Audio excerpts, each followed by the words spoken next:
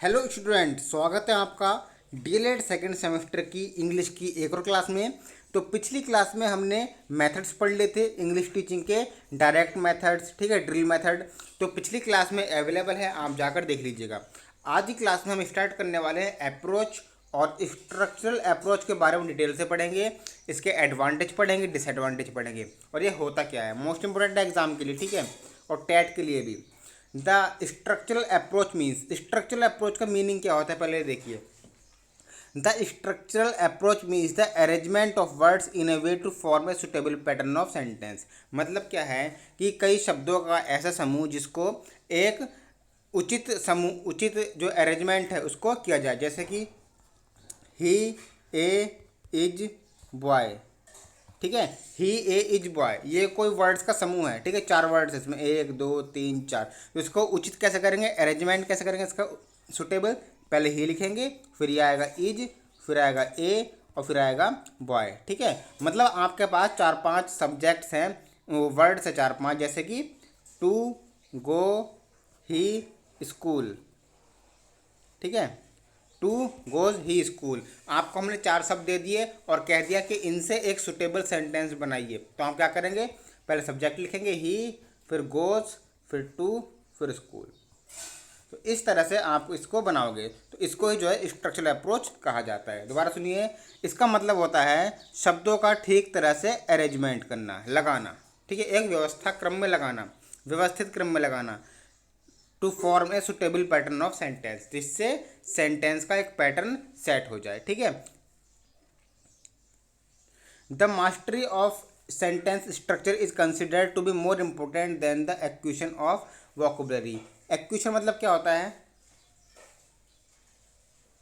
Acquisition मतलब क्या होता है, एक्विजिशन मतलब होता है किसी चीज़ को प्राप्त करना। मतलब सेंटेंस स्ट्रक्चर, मतलब सेंटेंस जो भी हमने आपको एग्जांपल बताया, सेंटेंस स्ट्रक्चर में महारत हासिल करना देखी जाती है, consider to be more important, ये मतलब ये ज़्यादा मोस्ट इम्पोर्टेंट है सेंटेंस बनाना, ठीक है। वर्ड को ठीक से व्यवस्थित करके सेंटेंस बनाना बहुत ज़्यादा ज़रूरी है, किसके मुकाबले, वोकैबुलरी, ठीक है, पढ़ने की अपेक्षा। मतलब पढ़ना बाद में, पहले सेंटेंस बनाने आने चाहिए। ये पढ़ना, वोकैबुलरी, प्रोनाउंसिएशन सब बाद में है। जैसे ये लिखा है ना, A for A double P L E, Apple, Apple बोलना सब बाद में, पहले सेंटेंस आपको समझ में आना चाहिए। वोकैबुलरी मतलब प्रोनाउंसिएशन, वर्ड मीनिंग, ये सब बात की बात है, पहले आपको सेंटेंस पता होना चाहिए कैसे बनाना है। समझ में आया स्ट्रक्चरल अप्रोच का मतलब। In structural approach content words are also taught. Contents word का मतलब क्या होता है, कंटेंट वर्ड्स का मतलब होता है सामग्री शब्द, ठीक है। मतलब जो हमें पढ़ाना है स्टूडेंट्स को, उसमें क्या क्या शब्द जो है सामग्री है। जैसे मान लो कोई चैप्टर ये आपने पढ़ा होगा, एक वर्ड है लेटर, एक चैप्टर 10th क्लास में है ए लेटर टू गॉड। तो इसमें कौन कौन से शब्द हैं, एक लेटर है, गॉड है, पोस्ट मास्टर है, ठीक है, फील्ड्स हैं, ये सब जो है सामग्री शब्द है, ये सब पता होना चाहिए। In structural approach content words are taught, ये जो कंटेंट वर्ड से ये पढ़ाए जाते हैं। The selection of content word is directed by their usefulness, simplicity and teaching ability.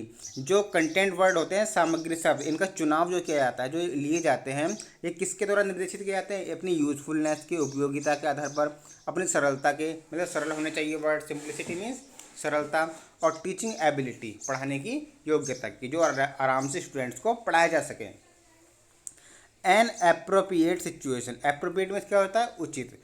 N appropriate situation should be created to practice the structure and to relate its meaning to it and to build a vocabulary of content words even structure is separately taught. इसका मतलब क्या है, चाहे जो structure है, आपकी structural approach है, वो अलग पढ़ाई जा रही है, बट एक उचित स्थिति बनाई जानी चाहिए, किसके लिए, स्ट्रक्चर की प्रैक्टिस होनी चाहिए, और इसका जो मीनिंग है वो आपको पता होना चाहिए, जिससे कि एक जो वोकैबुलरी है वो भी सुधारी जा सके।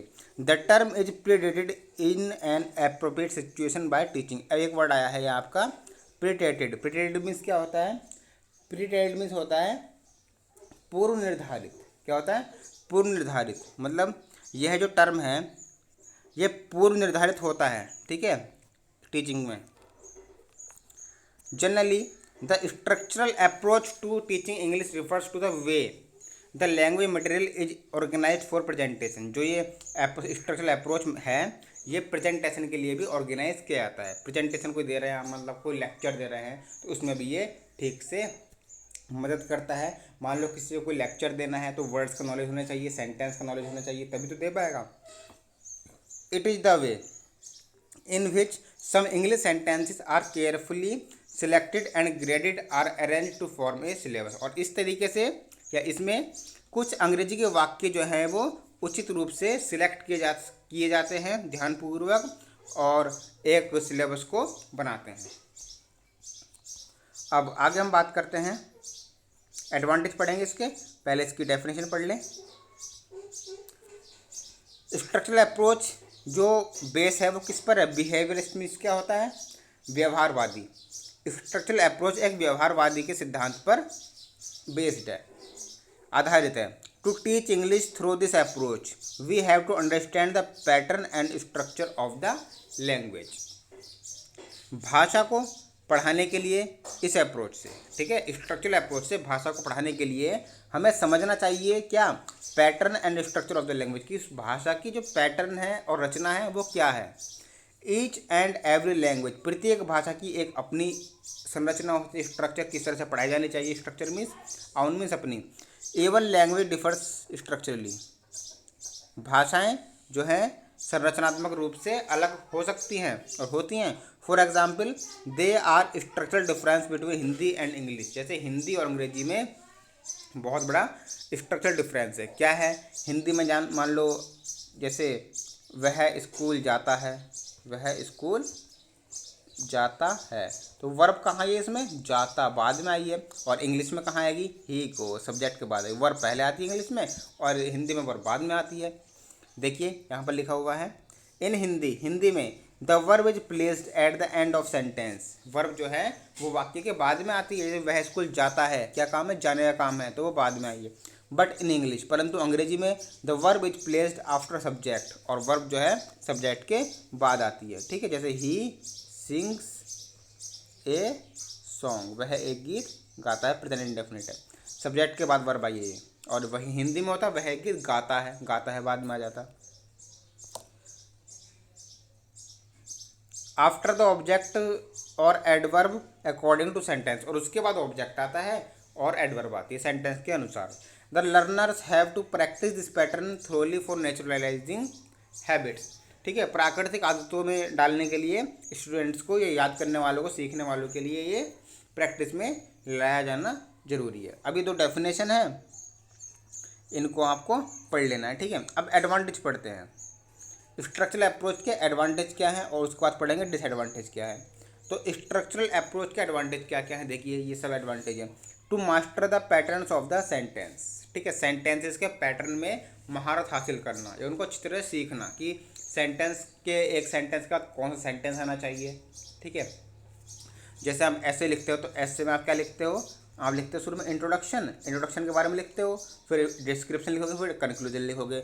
अब ऐसा तो नहीं कि आप शुरू में कंक्लूजन लिख दोगे, आप शुरू में ही कंक्लूजन लिख दोगे, ऐसा तो नहीं होना चाहिए, ठीक है। तो यही यहाँ पर समझाया गया है। पैटर्न हो वर्ड्स का भी, सेंटेंस का भी। Mastery of grammatical structure is more important, ठीक है। मतलब जो व्याकरण की स्ट्रक्चर है, रचना है, उसमें महारत हासिल करनी है या याद करना है, वो ज़्यादा ज़रूरी है, मोर इम्पोर्टेंट। किसके मुकाबले? एक्विजिशन ऑफ वोकैबुलरी की प्राप्ति से ज़्यादा वो ज़रूरी है। मतलब वर्ड मीनिंग, सिंगुलर प्लूरल, ये सब गए एक तरफ, लेकिन पहले आपको ग्रामेटिकल स्ट्रक्चर होनी चाहिए, ये कहती है स्ट्रक्चरल अप्रोच के according. More stress on spoken drills, ठीक है। ड्रिल्स मीन्स क्या होता है? ड्रिल मीन्स होता है अभ्यास करना। अभ्यास करने में ज़्यादा तनाव होता है, इसमें स्ट्रेस होता है, दिक्कत आती है, बोरिंग से महसूस होता है। The use of substitution table to master on sentences patterns. The use of substitution table का के लिए जो पैटर्न है सेंटेंस का वो होना जरूरी है, सेंटेंस पैटर्न जरूरी है। एक कॉपियस एक्सरसाइज, कॉपियस मीन्स क्या होता है? प्रचुर। एक copious exercise to strengthen grammar learning, एक अच्छी एक्सरसाइज हो जाती है ग्रामर लर्निंग के, जो उसको बढ़ाने के लिए, क्षमता को बढ़ाने के लिए, ग्रामर लर्निंग की पावर को बढ़ाने के लिए। Learning vocabulary through sentence patterns, vocabulary याद हो जाती है, ठीक है, जब सेंटेंस का पैटर्न हम सही से लिखें तो वोकैबुलरी याद हो जाएगी हमें, ये फ़ायदा है इसका। Helps in understanding word order, और वर्ड के ऑर्डर को समझने के लिए हेल्प करता है, जैसा अभी आपको मैंने एग्जाम्पल बताया ही सिंग्स ए सॉन्ग वाला। 8वां पॉइंट है कोरिलेट्स। कोरिलेट्स मीन्स क्या होता है, संबद्ध होना, मतलब आपस में तालमेल करना। Correlates teaching of grammar with composition. Composition means संयोजन। ग्रामर के टीचिंग में जो है, ग्रामर के टीचिंग में संबद्ध होता है किससे, कंपोजिशन से, संयोजन से। अब डिसएडवांटेज पढ़ लेते हैं, क्या क्या नुकसान है इसके, नेगेटिव पॉइंट्स देखते हैं। Structural approach has following disadvantage. Structural approach के बहुत सारे नुकसान हैं। This approach prefers the selection and gradation of the structure which does not solve the problem of English teaching. ये जो अप्रोच है स्ट्रक्चरल अप्रोच, ये किसको बढ़ावा देती है, सिलेक्शन को, चुनाव को, और ग्रेडेशन ऑफ स्ट्रक्चर को, मतलब स्ट्रक्चर के श्रेणीबद्ध होना जरूरी है।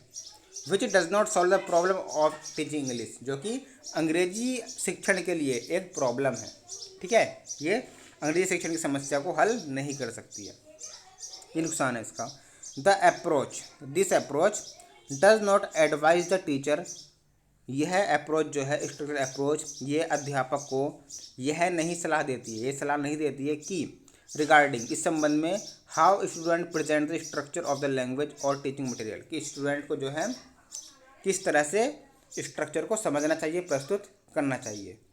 उसके बाद तीसरा point, this approach does not advise the teacher. यह अप्रोच शिक्षक को यह सलाह नहीं देती है about the teaching material for written exercise, written exercise के लिए क्या करना है। The teaching of gradation is good. The technique, जो ये ग्रेडेशन है, श्रेणीबद्ध, किसी चीज़ को श्रेणी में लिखना, लाइन क्रमवार लिखना, ये टेक्निक तो अच्छी है थ्योरी में, बट परंतु it is not applicable in practice work. परंतु ये प्रैक्टिस वर्क में, अभ्यास कार्य में लागू नहीं होती। Structural approach is not suitable for higher classes. ये जो स्ट्रक्चरल अप्रोच है ये बड़ी क्लासों में उचित नहीं है, सिर्फ छोटी क्लास तक ही सीमित है। ड्रिलिंग मेक्स, ड्रिलिंग मीन्स क्या होता है, अभ्यास करना, प्रैक्टिस करना। Drilling makes the atmosphere of class dull and boring. जो ड्रिलिंग है, अभ्यास करते हैं, बार बार एक चीज़ को पढ़ते रहते हैं, तो उससे क्लास में क्या होता है, सुस्ती आती है, बच्चे और बोर हो जाते हैं, बोरिंग, पक जाते हैं, साहब हम बस कहते हो ना, पक गए वो। Only well selected sentence pattern can be taught, यानी कि जो सेंटेंस अच्छी तरह से चुने गए हैं उन्हीं पैटर्न को पढ़ाया जाता है, पढ़ाया जा सकता है। मोर टीचिंग एड्स आर नीडेड, और इसमें और कुछ चीज़ें भी जरूरी हैं पढ़ाने के लिए। If the structure syllabus is followed strictly it is difficult to complete the syllabus. यदि स्ट्रक्चर का जो सिलेबस है, जो इसके नियम हैं, उसको बड़ी मतलब सख्ती से इसका पालन किया जाए तो सिलेबस को कंप्लीट करना बहुत ही ज़्यादा मुश्किल होगा। इतने इसमें पॉइंट्स हैं। तो ये आपको एडवांटेज डिसएडवांटेज पढ़ लिए हैं आपने, और ये था आपका स्ट्रक्चरल अप्रोच। तो नेक्स्ट क्लास में हम कुछ नया टॉपिक लेकर आएंगे। इससे आगे क्लास में देखते रहिए हमारा channel DLED study centre. Thank you, जय हिंद।